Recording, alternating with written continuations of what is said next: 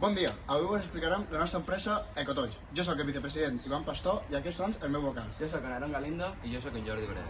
Veniu a nosaltres i us mostraran el nostre taller.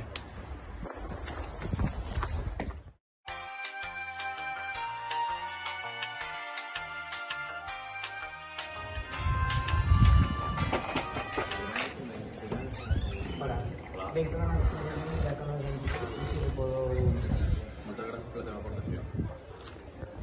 Hola, jo soy Lucas Torrenteras i aquest és el lloc on amagatzem les nostres joguines, ja sigui per esperar-les i posar-les al taller perquè si tenen alguna imperfecció o augmentar-les sanament. Ecotoys és una cooperativa on ens donen joguines i li donem una segona vida. Aquest és el nostre taller. Ara us mostrarem com restaurem les joguines. Hola, jo soc Adrián Fernández, el gerent de l'empresa Ecotoys, i aquest és el nostre taller de reparació on li donem una segona oportunitat a les nostres joguines. Tens que reparar aquesta joguina.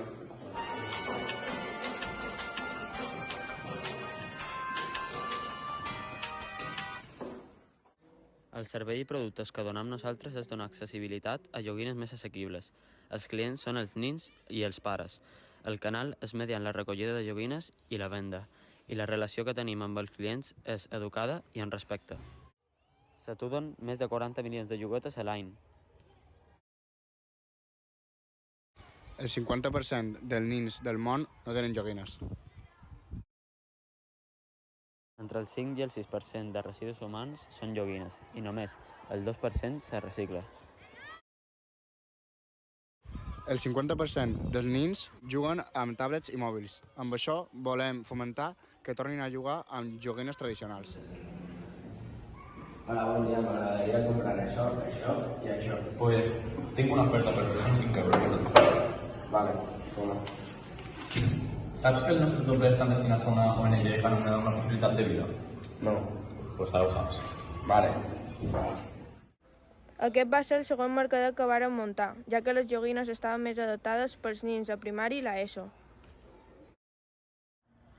Us volia dir que els doblers que vam guanyar en el torceria del mercadet el vam donar una possibilitat de vida. La ONG en col·laborava amb nosaltres.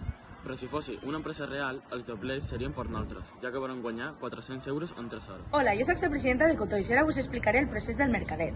Tot va començar quan els meus companys i jo vàrem mirar la viabilitat de fer realitat aquest projecte.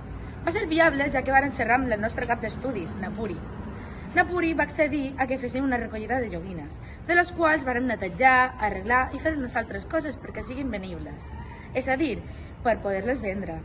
El primer punt on vam situar el nostre mercat va ser en el pati cobert, ja que vàrem posar totes les joguines que eren aptes per als nens petits i era una entrada més accessible pels pares, ja que ells acompanyaven els seus fills a comprar-los. Ara jo vos explicaré un punt més d'aquest procés. Vàrem fer 2 cartells, un per la recollida de joguines i un altre per la venda. I ara vos ensenyarem on es vàrem situar per fer-ho. Aquest és un dels llocs on vàrem situar una part del mercadet. Em vàrem posar aquí perquè per aquesta porta surt la gent de l'ESO i de primari. Aquí en el pati van a fer la segona part del mercadet, on donàvem més accessibilitat als nens petits, ja que quan sortien ells van fer una zona especial per les joguines més adaptades a ells. Ara vos xerrarem de les empreses que estan implicades en la nostra cooperativa. Bueno, la 1, fi de la pobresa. La número 2, fam 0. La número 5, igualtat de gènere. La número 8, treball digne i creixement econòmic. La número 10, reducció de les desigualtats. La número 11, ciutats i comunitats sostenibles. La número 12, consum i producció responsable. La número 13, acció per al clima. La número 15, vida d'ecosistema terrestre.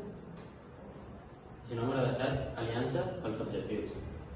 Bueno, si voleu informar-vos un poquet més, surten al nostre site,